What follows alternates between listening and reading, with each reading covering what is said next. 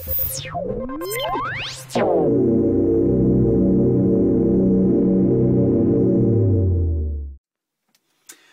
just been to see Rock of Ages, and I really like musicals. I think that's thanks to my grandma, who brought up in quite a lot of musicals.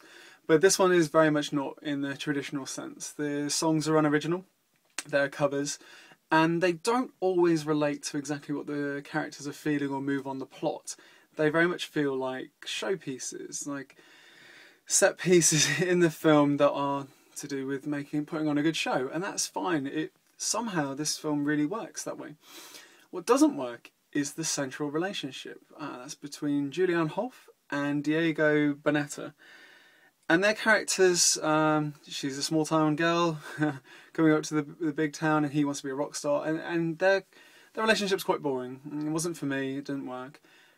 However, Tom Cruise and Malin Akerman, for me, steal the show. I thought they were brilliant. Tom Cruise is just wonderful in this film. And he gets a lot of the best scenes, the best laughs, and their relationship is very interesting. Akerman's very good. They have the best scene together as well, which is I Want to Know What Love Is. It's brilliant. It's so funny and really well done. But that scene relies on a lot of sex, and this film is sexually charged, shall we say. It's very sexed up. A lot of women walking around with their boobs out and their bums out. And there's a lot of sex references, and I'm really, really surprised it's a 12A. I can't believe it's not a 12. What's the difference between 12A and a 12 these days? Anyway, you shouldn't go for parental advice if you're under 12. It's not going to work, I don't think. It's quite adult, and the humour's quite adult in these sex references. And I was quite taken aback by that. And the humour's quite odd and very random at times.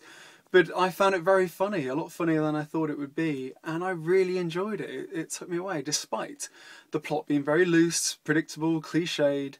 I did enjoy it, and I think a lot of it's to do with the music and how the music is performed. There's one bit when Tom Cruise sings and it transforms into a stadium, and that bit really, really captured me. But the film doesn't have any showstoppers, really, apart from that.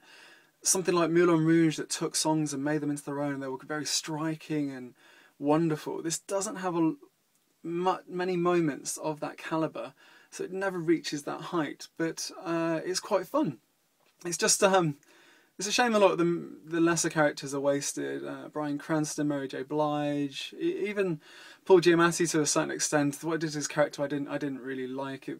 It's odd. And Russell Brand is doing an accent that sounds a bit like he's going from John Lennon to Ozzy Osbourne to himself. It's really weird. But he's fine. He adds a lot of the quirky humour with Alec Baldwin in their relationship. And I think if you don't buy into that, you're not going to. This film won't be for everyone. It's not a traditional musical. But Catherine Zeta-Jones, maybe her character actually brings a lot of more traditional stuff that you may find from Hairspray. So if you're expecting the same because it's the same director, you'll be very surprised. But she has two numbers that reminded me of that. And she's very good, actually.